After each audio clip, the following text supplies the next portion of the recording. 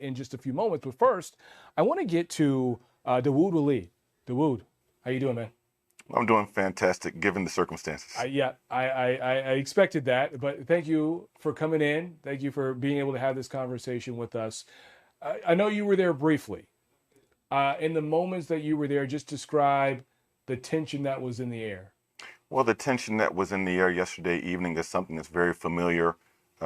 Jake Lang, the anti-Muslim provocateur, has been in our region before.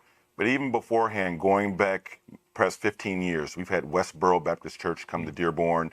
Pastor Terry Jones is the first one that came with these shenanigans to burn the Quran, and there was a larger crowd even when Terry Jones came than what took place yesterday. So, unfortunately, we're quite accustomed to anti-Muslim provocateurs and also white nationalists coming into our area. So you saw also what unfolded on TV. Yes. Dearborn police said 22 people were arrested.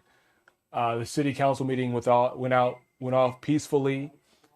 When you hear of those numbers and that news, and there were no injuries, and then on top of that, majority of the people who were arrested appear to be out of state or not from Dearborn.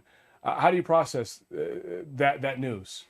Well, number one, kudos to the Dearborn Police Department for their professionalism.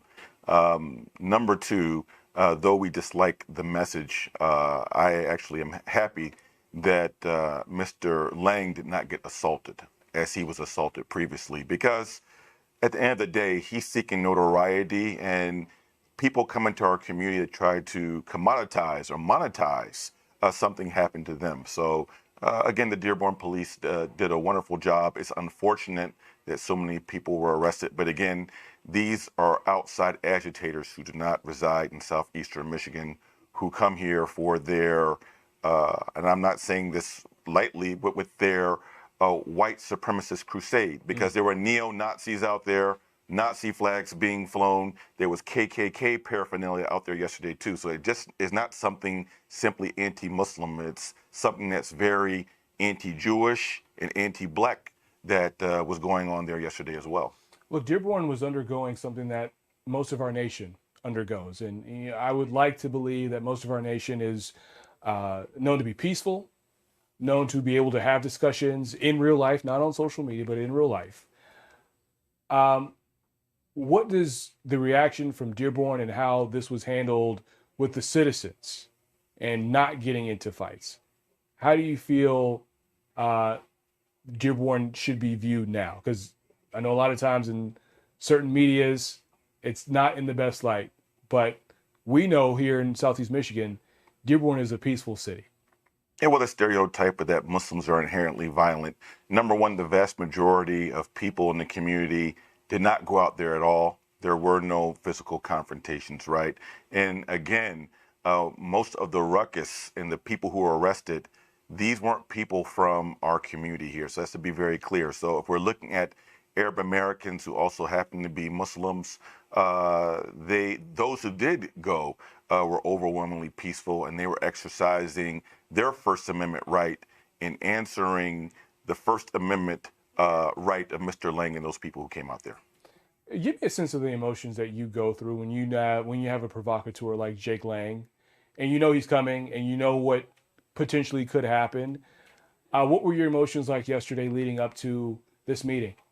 Well, I was hoping that there were no counter protesters that are going to come. That's exactly what fuels bigots like this. The Dearborn police chief asked people politely to avoid it. We at CAIR Michigan asked people not to go. There also were some Christian leaders in Dearborn who encouraged people not to go.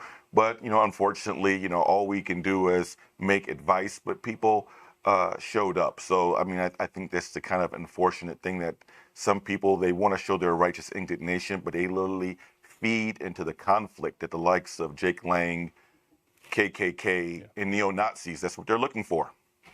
What is next? How does CAIR help facilitate and evolve the next step in the conversation of making sure to protect the people in Dearborn?